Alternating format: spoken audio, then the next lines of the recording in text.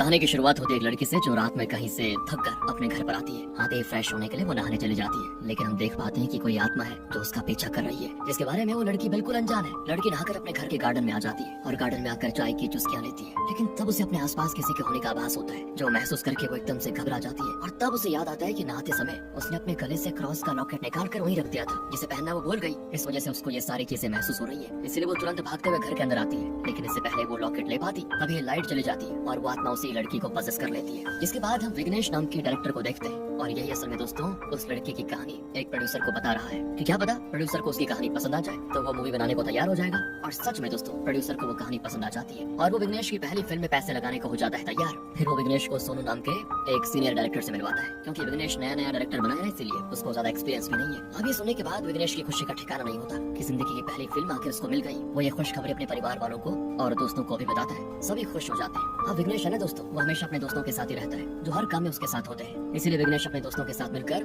Story को और अच्छा बनाने के लिए कोई ऐसी जगह की तलाश शुरू कर देता है जहाँ शांति हो, तभी वो कहानी पे फोकस कर पाएगा, ये उसका माइंडसेट होता है। इसलिए वो रेंट पर घर ढूंढने के लिए निकल पड़ते हैं। थोड़ा ढूंढने के बाद उनको एक बड़ा सा घर सस्ते दाम पे मिल जाता है, क्योंकि सालों से वहाँ पर कोई रहने के लिए नहीं आया। विघ्नेश को ये जगह बहुत ही परफेक्ट लगती है, शांति भी है और अपने हिसाब से वो घर को एडजस्ट भी कर सकता है, जो उसको कहानी पे फोकस करने में मदद करेगा। लेकिन घर के अंदर आते ही हम देखते हैं कि उस घर में कुछ तो गड़बड़ी है। लाइट्स बंद चालू होना शुरू हो जाती है। घर में आते ही उसी घर की दीवार पर एक होल भी बना होता है, जिसके अंदर से मानो कोई आत्मा है जो विघ्नेश पे नजर रखी हुई है। हालांकि इसके बारे में विघ्नेश को कुछ पता नहीं होता। वो एग्रीमेंट को बनवाकर उस घर को रेंट पे खरीद लेता है। इसके बाद बारी है घर को सजाने की, तो विघ्नेश और उसके दोस्त मिलकर विघ्नेश के हिसाब से घर को सजा देते हैं। लेकिन दीवार में बने होल पर जब वो स्टिकर चिपकाते हैं तो वो अपने आप निकल जाता है और अंदर से वो आत्मा सभी के ऊपर नजर रखे होती है। अब रात को विघ्नेश की माँ से फोन करके कहती है कि बेटा पंडित जी ने कहा है कि 4 महीने के अंदर तुम्हारी शादी हो जानी चाहिए, वरना अगले 2 साल तक कोई मुहूर्त नहीं है। अगर किसी लड़की को पसंद करते हो तो बता दो, वरना हम लड़की ढूंढने में लग जाएंगे। ये सुनकर विघ्नेश कहता है आप ही ढूंढिए, आपकी पसंद मेरी पसंद है। अब दोस्तों विघ्नेश जब सोया होता है तो हम घर में कुछ बच्चों की आत्माओं को देखते हैं, वो भी खेलते हुए। मतलब साफ है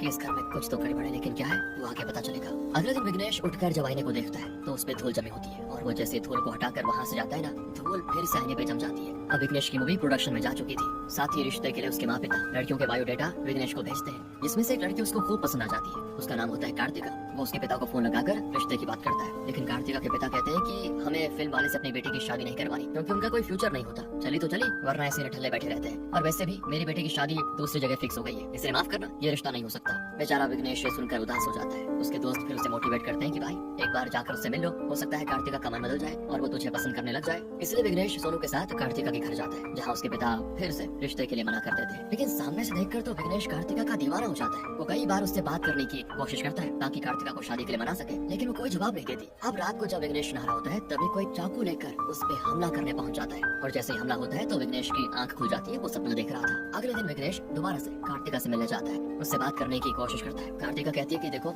जिससे मेरी शादी फिक्स हुई है वो लड़का मुझे पसंद नहीं है, लेकिन तुम उससे अलग हो। मेरे पिता को मनाने की कोशिश करो, अगर वो मान जाते हैं तो मैं तुमसे शादी करने को तैयार हूँ। ये सुनकर तो विघ्नेश की खुशी का ठिकाना नहीं रहता, क्योंकि कार्तिका भी उसको पसंद करने लग गई थी। और अब तो विघ्नेश और कार्तिका एक साथ समय बिताना भी शुरू कर देते हैं। ऐसे एक दिन की बात है जब विघ्नेश अपने घर में लैंप की वायरिंग ठीक कर रहा होता है, तभी वायर अपने आप उसके गले में लपट कर उसकी जान लेने की कोशिश करती है। पर तभी विघ्नेश की आंख खुल जाती, क्योंकि ये भी सिर्फ उसका एक सपना है। इन सपनों से विघ्नेश भी तंग आ जाता है कि क्यों आ रहे हैं मुझे बार बार। अगले सीन में विघ्नेश जब घर पे होता है तब कुछ पुलिस वाले उससे पूछताछ करने आ जाते हैं और घर के डॉक्यूमेंट्स जमा करने को कहते हैं, क्योंकि जो भी नया नया रेंट घर पे लेता है या खरीदता है उसको डॉक्यूमेंट स्टेशन में जमा करने होते हैं। पर डॉक्यूमेंट मांगना तो सिर्फ एक बहाना है। वो तो विघ्नेश को देखने आए थे कि ये ठीक भी है या फिर नहीं। जाते समय पुलिस वाले विघ्नेश की बिल्डिंग के सेक्रेटरी से कहते हैं, विघ्नेश अच्छा लड़का लग रहा है, करियर अच्छा हो सकता था उसका, फिर भी तुमने उसको वो घर क्यों दिया? तो सेक्रेटरी कहता है मैंने नहीं दिया, उसको खुद पसंद आ गया घर तो उसने ले लिया, इसमें मैं क्या कर सकता हूँ? पुलिस वाला कहता है कि अगर पिछली बार की तरह अब भी कुछ हुआ ना तो इस बार मैं कुछ नहीं कर पाऊंगा। मतलब साफ है दोस्तों कि कुछ तो बुरा हुआ है इस घर में, जिसे अनजाने में ही विघ्नेश ने खरीद लिया है। अब विघ्नेश आने के सामने खड़ा होता है एक सीन में, तभी आईने के अंदर से 2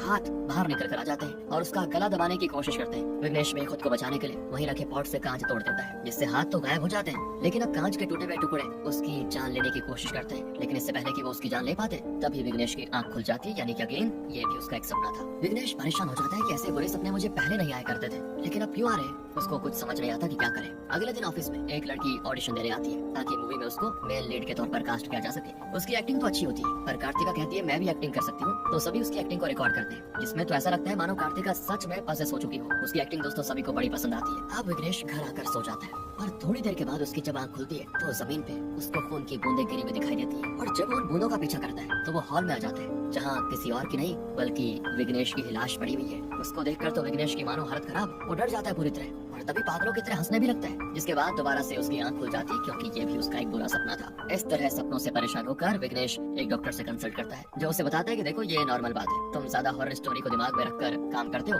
तो उसकी वजह से ऐसे सपने तुम्हें आ रहे हैं। थोड़ा माइंड फ्रेश करोगे तो सब ठीक हो जाएगा। लेकिन अब विघ्नेश के दिमाग से ये सारी चीजें जा नहीं रही थी, इसलिए वो फैसला करता है कि आज रात वो सोएगा ही नहीं, जिससे उसको बुरे सपने आएंगे ही नहीं। इसलिए वो रात को पूरा घर अच्छे से एक्सप्लोर करने लगता है। ये करते करते उसको एक कमरा भी मिलता है जिसे पहले उसने कभी देखा नहीं था। उस कमरे के अंदर उसको एक फैमिली फोटो दिखाई देती है। उसको समझ नहीं आता कि ये लोग हैं कौन। तभी उसको एक बच्ची की आत्मा दिखाई देती है, जिसको देखकर वो घबरा जाता है सच में, और उसकी आंख फिर खुल जाती है, यानी कि ये भी सपना ही था। लगता है उसको हल्की सी झपकी आ गई थी। वो सारी रात यहाँ वहाँ करते करते निकालने की कोशिश करता है, पर जब उसकी नजर आईने पे पड़ती है और वो उस पर लगी धूल को हटाता है तो उसके होश उड़ जाते हैं, क्योंकि आईने के अंदर वो खुद के ही बुढ़ापे के रूप को देख पा रहा होता है। मतलब रिफ्लेक्शन में बूढ़ा विघ्नेश उस पे हंस रहा है। ये देखकर तो विघ्नेश बुरी तरह से मानो मतलब उसको सदमा लग जाता है और घबराहट में वहीं हो जाता है बेहोश। तब दोस्तों घर के अंदर हम उन सारे लोगों की आत्माओं को देख पाते हैं जो फैमिली फोटो के अंदर मौजूद थे, यानी कि वो सब मर चुके हैं। कुछ देर के बाद जब विघ्नेश को होश आता है तो फिर से उसको आईने में बूढ़ा विघ्नेश दिखाई देने लगता है। इससे घबराकर वो घर से भाग जाता है और अपने दोस्तों के घर जाने की कोशिश करता है, लेकिन रिक्शा के आईने में भी उसको वही बूढ़ा विघ्नेश दिखाई देता है। वो तुरंत अपने दोस्त के घर आकर उसको सारी बातें बताता है, लेकिन उसे विघ्नेश पर यकीन नहीं होता। विघ्नेश जब वहाँ भी आईने में अपनी शक्ल देखने की कोशिश करता है ना, तो उसे तब भी खुद का बूढ़ा वर्जन दिखाई देता है। अब वो बहुत ज्यादा डर चुका था, उसकी हालत एकदम खराब हो रही थी। उसको ऐसे हालात में देखकर उसका दोस्त भी परेशान हो जाता है। फिर वो उसे अपनी गाड़ी में घुमाने लेकर जाता है ताकि उसका माइंड फ्रेश हो सके। लेकिन ये क्या दोस्तों, रास्ते में भी बूढ़ा विघ्नेश उसको डराने लगता है। मतलब विघ्नेश इतना डर चुका था कि वो गाड़ी से ही कूदने की कोशिश करता है, लेकिन उसका दोस्त उसको बचा लेता है। सभी दोस्त अब परेशान होकर विघ्नेश को एक साइकेट्रिस्ट के पास लेकर जाते हैं। वो विघ्नेश की हालत देखकर कहता है कि इसको स्किज़ोफ्रेनिया हो सकता है। दिमाग की एक लिमिट होती है चीजों को सोचने की, लेकिन विघ्नेश ने दिमाग पे ज्यादा जोर डाल दिया नई नई कहानियां बनाने के लिए। इसलिए हो सकता है इसे ऐसे सपने आ रहे हो। इसे अकेला छोड़ना सही नहीं होगा। अगर जहाँ पर ये रह रहा है वहाँ से कोई दिक्कत आ रही है तो इसको नई जगह दो, लेकिन अकेला मत छोड़ो वरना बीमारी और ज्यादा बढ़ सकती है। इसलिए विघ्नेश के सारे दोस्त उसके साथ रहने लगते हैं। वो उसको खुश रखने की कोशिश करते हैं, पर कोई फायदा नहीं होता। विघ्नेश को अभी भी वो डरावने सपने आते हैं, जिससे वो बहुत ज्यादा परेशान हो जाता है। और हद तो तब हो जाती है जब रात को वो आत्मा उसे उठाकर वहीं घर में लेकर आती है, यानी कि आत्मा विघ्नेश को उस घर से जाने नहीं देना चाहती। अगले दिन विघ्नेश के दोस्त उसको ढूंढने में लगे होते हैं कि कहाँ गया, लेकिन वो किसी को नहीं मिलता। कार्तिका भी परेशान हो जाती कि कहाँ गया। सभी फिर उसको उसी शैतानी घर में जाकर चेक करते हैं, वो वहाँ भी नहीं होता। कार्तिका कहती देखो हमें पुलिस के पास जाना चाहिए, लेकिन दोस्तों हम देखते हैं कि विघ्नेश तो पहले से पुलिस स्टेशन आया हुआ है और उसी पुलिस वाले से बात कर रहा है जो डॉक्यूमेंट मांगने के लिए आया था। विघ्नेश उससे पूछता है कि मेरे से पहले जो भी लोग उस घर में रहते थे आपके पास उनकी जानकारी है क्या। तो पुलिस वाला बताता है कुछ टाइम पहले उस घर में एक कपल अपने बेटे के साथ रहने आए थे, लेकिन उसके 4 दिन के बाद ही तीनों उसी घर में फांसी से लटके हुए दिखाई दिए। उससे पहले भी एक कपल वहाँ रहने आया था, पर उनकी भी जान चली गई। एक चोर के ऊपर आरोप लगा था कि उसने कपल को मारा है। तो दोस्तों विघ्नेश उस चोर से बात करना चाहता है। चोर बताता है कि मैं चोरी करने के इरादे से गया तो था घर में, लेकिन मैंने देखा कि पति पत्नी खुद से ही एक दूसरे का गला काट रहे थे, जिससे मैं डर गया और तभी सभी ने मुझे पकड़ लिया, जिससे आरोप मुझ पर लगा दिया कि मैंने उनकी जान ली। विघ्नेश समझ जाता है कि इतनी सारी हत्या उस घर में हुई है, उन्हीं की आत्माओं ने वहाँ बसेरा बना लिया है। फिर वो घर से दूर आकर खुद को बांध लेता है ताकि दोबारा उस घर में सोते समय जा ना पाए, लेकिन इसका भी कोई फायदा नहीं होता। वो अपने आप ही उस घर में पहुंच जाता है। घर के बाहर विघ्नेश के माता पिता उससे मिलने आए होते हैं, जो उसकी हालत के बारे में बिल्कुल अनजान है। वो कई बार दरवाजे पे दस्तक देते हैं, लेकिन डर के मारे वो दरवाजा ही नहीं खोल पाता। माता पिता को लगता है कि शायद विघ्नेश घर पर ही नहीं, इसीलिए वो वहाँ से चले जाते हैं। और जब वो अपने घर आते हैं ना, तब जाकर उनको विघ्नेश की हालत के बारे में पता चलता है, जिससे वो बेचारे भी परेशान कि आखिर हमारे बेटे को किसकी नजर लग गई। इधर विघ्नेश को घर में कई सारी आत्माएं दिखाई देने लग जाती है। घर में पियानो भी बजने लगता है, तो वो उस आवाज का पीछा करते हुए दीवार तक जाता है, जिसमें बने होल से आंख बनकर देख रही होती है। इससे उसकी हालत और खराब, और जैसे तैसे खुद को संभाल कर वो उस दीवार को चेक करता है। तब उसको पता चलता है कि ये तो प्लाई बोर्ड की बनी हुई है। प्लाई हटाने पर अंदर एक कमरा होता है। सेक्रेटरी ने बताया था कि घर में 2 बेडरूम है, जबकि असल में 3 बेडरूम थे यहाँ पर, जिसमें एक को छुपाया होता है। और यही वो कमरा है जिसमें सपने के अंदर विघ्नेश गया था, जहाँ वो फैमिली फोटो लगी हुई थी,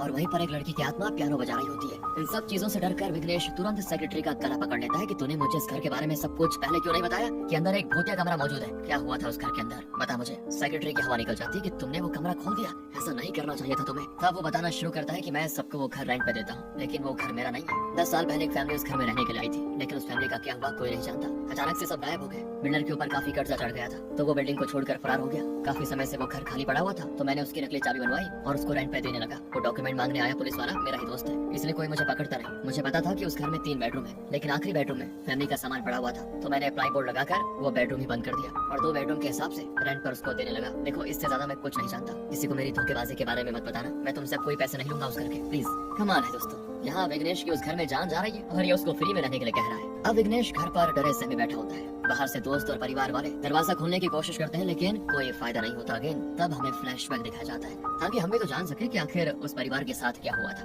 तो दोस्तों काफी समय पहले वो परिवार इस घर में रहने के लिए आया था। परिवार के सारे लोग हंसी खुशी के साथ रहा करते थे, लेकिन कुछ दिन के बाद ही घर के बड़े सदस्य का देहांत हो गया। उसकी बूढ़ी पत्नी इस चीज से परेशान रहने लगी। वो अपने पति की याद में इतना खोई रहती थी कि उसको ऐसा लगने लग गया कि उसका पति उसके साथ ही है और उससे बातें करता है। जब भी घर में कुछ खुशी का मौका होता, सारे घर वाले खुशियां मनाते, लेकिन वो बुढ़िया दुखी हो जाती।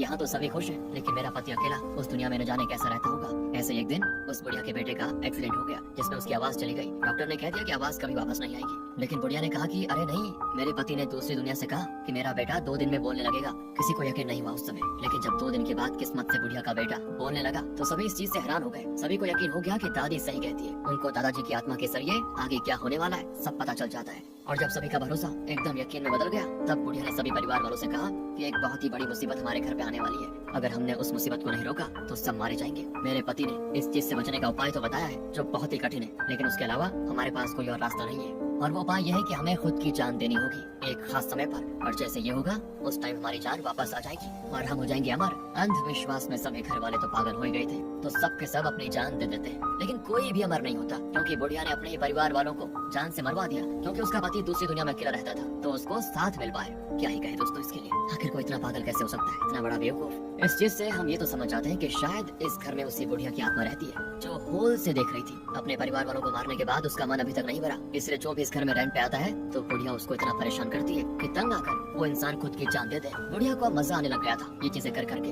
लोगों की जान लेने में, इसीलिए वो ऐसा करती है। और अब विघ्नेश के साथ भी ऐसा हो रहा है। अब कुछ देर के बाद घर का दरवाजा अपने आप खुल जाता है। सभी परिवार वाले और दोस्त अंदर आकर चेक करते हैं तो उनको विघ्नेश कहीं दिखाई नहीं देता। उनको लगता है कि शायद विघ्नेश घर पर मौजूद नहीं है, लेकिन विघ्नेश तो घर पर ही है। सभी के अंदर आते ही बुढ़िया ने तीसरे बेडरूम का दरवाजा प्लाई की मदद से बंद कर दिया था ताकि वो विघ्नेश को बाहर ना निकलने दे और उसकी भी जान ले ले। जिसके बाद वो अपनी शक्तियों की मदद से विघ्नेश को फांसी से लटका देती है, जिससे विघ्नेश पहुंच जाता है आफ्टर लाइफ में, जहां उसको जितने भी लोग इस घर में मरे थे उनकी आत्माएं दिखाई देती है। पर तभी विघ्नेश जैसे तैसे खुद को बचा लेता है और आफ्टर लाइफ से आ जाता है बाहर, जहाँ बुढ़िया की आत्मा उसके पीछे पड़ जाती है। इसके बाद दोस्तों हम यहाँ से मूवी की शुरुआत वाली उस लड़की की कहानी को देख पाते हैं जिसे विघ्नेश प्रोड्यूसर को बता रहा था। शुरुआत वाली कहानी को बिल्कुल नए तरीके से विघ्नेश ने बनाया था। जो भी उसने महसूस किया उस भूतिया घर में और बुढ़िया के बारे में, वो सारी चीजें उसने फिल्म की कहानी में जोड़ दी। सभी को तो ये बस एक काल्पनिक कहानी लग रही थी, लेकिन सिर्फ विघ्नेश को पता था कि वो सच है। पर आखिर विघ्नेश उन आत्माओं से बचकर कैसे निकला, ये जानने के लिए हमें फिर से उसी समय में जाना होगा जहाँ आफ्टर लाइफ से बाहर आने के बाद बुढ़िया की आत्मा उसके पीछे पड़ गई। तो उस समय सारी आत्माओं ने उसे चारों तरफ से घेर लिया था। विघ्नेश जब उनसे बचने के लिए चाकू से उन पर हमला करने की कोशिश करता है तो गलती से वो चाकू सेक्रेटरी को लग जाता है जहाँ वो विघ्नेश को बचाने के लिए आया था, और अनजाने में विघ्नेश के हाथों मारा गया। इससे तो विघ्नेश और ज्यादा घबरा जाता है। तो वो आत्माओं से गिड़गिड़ाते हुए विनती करता है कि प्लीज मुझे जाने दो, मैंने किसी का क्या बिगाड़ा, तुम लोगों की वजह से मेरे हाथों एक इंसान की हत्या हो गई। मैं तो यहाँ पर अपना करियर बनाने के लिए आया था ताकि यहाँ शांति से अपनी स्टोरी लिख पाऊँ, लेकिन मुझे नहीं पता था कि यहाँ ना मेरी सबसे बड़ी गलती होगी। प्लीज मुझे जाने दो, मेरे परिवार वाले मेरा इंतजार कर रहे होंगे। लेकिन तब भी उसकी इन बातों का उस बुढ़िया पर कोई असर नहीं होता। पर उन 2 बच्चों की आत्मा को विघ्नेश पर दया आ जाती है। वो न सिर्फ उसके आंसू पहुंचते हैं बल्कि उसका हाथ पकड़कर उसे घर के बाहर छोड़ देते हैं। जिसके बाद दरवाजा अपने आप हो जाता है बंद। बाहर आने के बाद उसको आईने में अपना बूढ़ा वर्जन दिखाई देना बंद हो जाता है। इस तरह से विघ्नेश ने खुद को संभाला और अपनी कहानी को पूरा किया। विघ्नेश ने फिर एक नया घर किराए पे लिया ताकि यहाँ सुकून से जिंदगी गुजार पाए। लेकिन पहली रात को उसे पियानो की आवाज आती है, यानी कि जब तक उस बुढ़िया की आत्मा उसकी जान नहीं ले लेती तब तक वो उसको परेशान करना नहीं छोड़ेगी। इसी डरावने सीन के साथ होती है दोस्तों ये मूवी यहाँ पे खत्म।